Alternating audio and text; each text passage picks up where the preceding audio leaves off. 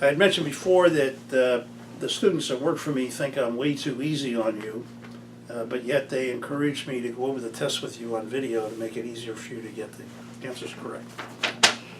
So, a little conflict there. So this is IBUS 75, Test 2. You may remember that I had a conversation about globalization, and underneath globalization is marketing, which is the relationship of the customer to the product they're buying, and the actual transaction between the customer buying the product is called supply chain, and the physical movement of that product from sourcing to manufacturing to delivery and sale is called logistics. The physical movement is called logistics.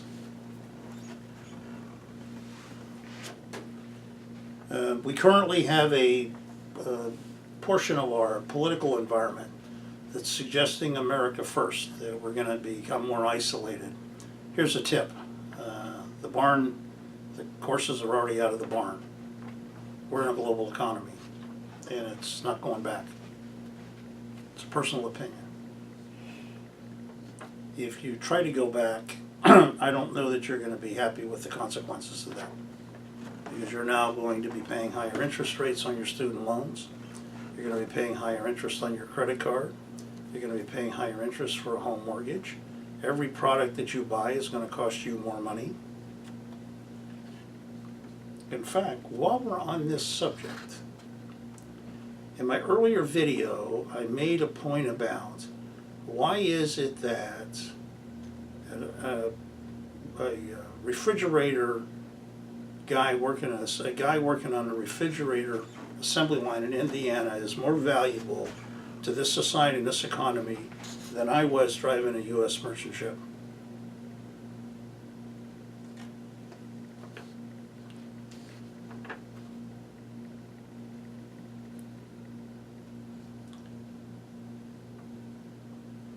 One of the benefits of the natural benefits of LA Long Beach is its proximity to the largest manufacturing center in the world. Now, if the largest manufacturing center in the world moved to South America or moved to Africa, that would change the dynamic.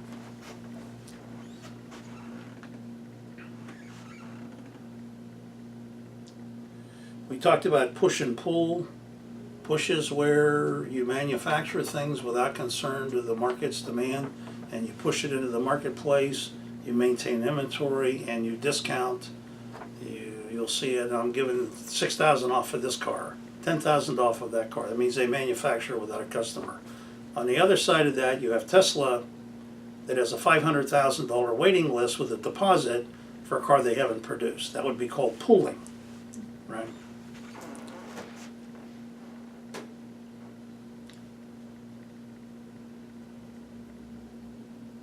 You might want to check to see the types of ships that call on LA Long Beach. What's the largest type of ship? It's an interesting question. You can research it. You can go on the Port of LA Long Beach website and you'll find that.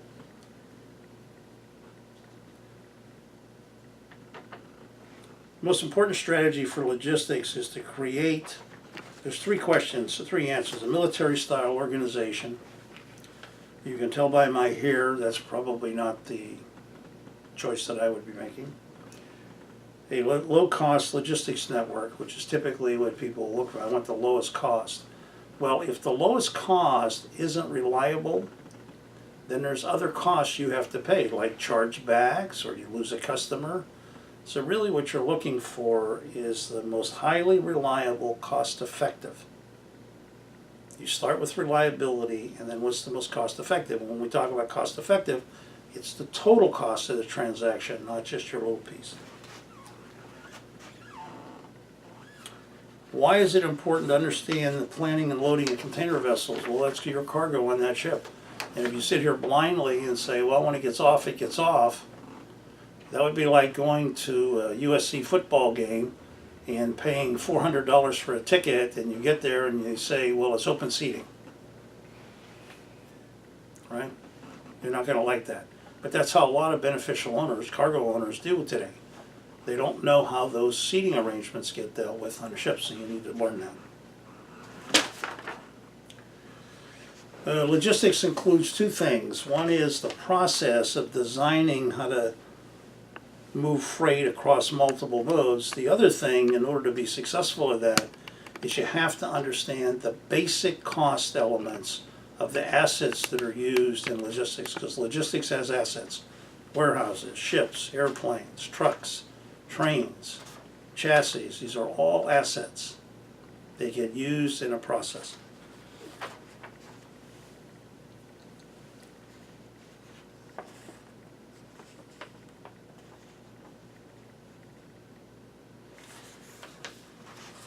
When we did a project for Li and Fung a couple of years ago, what was interesting was they brought the management from Thailand over and acquired a company out in Chino. Now in Thailand, the workforce was all Thai, agricultural Thai workers, and so it was an upgrade to get off the farms and work in a factory.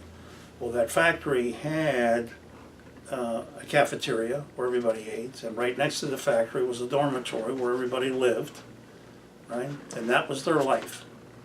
They now come to Southern California with a highly Hispanic workforce and decide they're going to operate the facilities here the way they did in Thailand. How well do you think that went?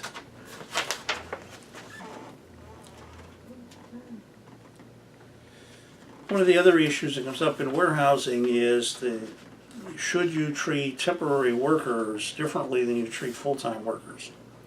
Now, there's a whole body of evidence in the typical hierarchy organization, which I reject, because we're in the social science business. We know how people feel, and we know how to stimulate people and encourage people, and how to create nurturing environments so they will feel valued.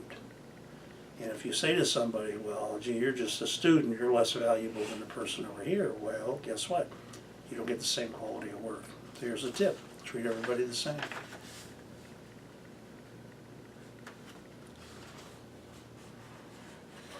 One of the big changes in the logistics business is historically the people that were hired, guys like me, were hired because we could handle physical labor. We were strong, we could lift a lot of things, push-ups, right? Whack guys around if we had to, right? Watch a couple of the Italian movies, you'll get my drift, right? Now it's a lot more cerebral. It's less about physical skills and more about intellectual skills.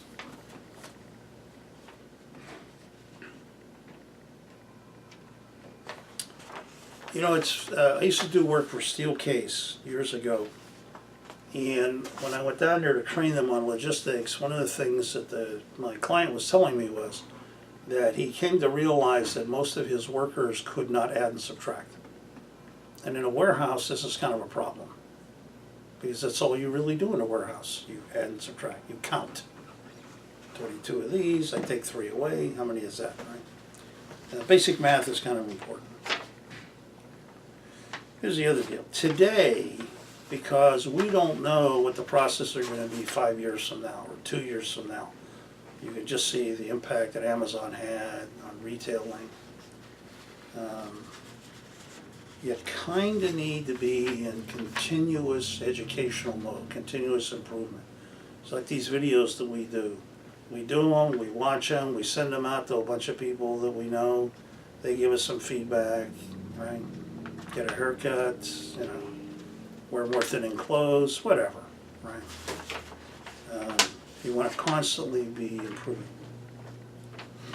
Since 9/11, if you haven't heard about 9/11, a couple of people flew some airplanes into the World Trade Center. Kind of a big deal. We went and bombed half the Middle East and Afghanistan. Cargo security has gotten much, much tighter since then. Cargo manifests are required before a vessel can arrive at LA Long Beach. It used to be when the ship arrived, the ship had a manifest, a handwritten manifest on the ship before computers. The customs would come up the gangway and review that. You couldn't go ashore and they couldn't unload cargo until customs looked at that manifest. Today the manifest has to be here some 48 hours, I think it's 48 hours, before the ship gets here, before they'll even let the ship dock. Okay?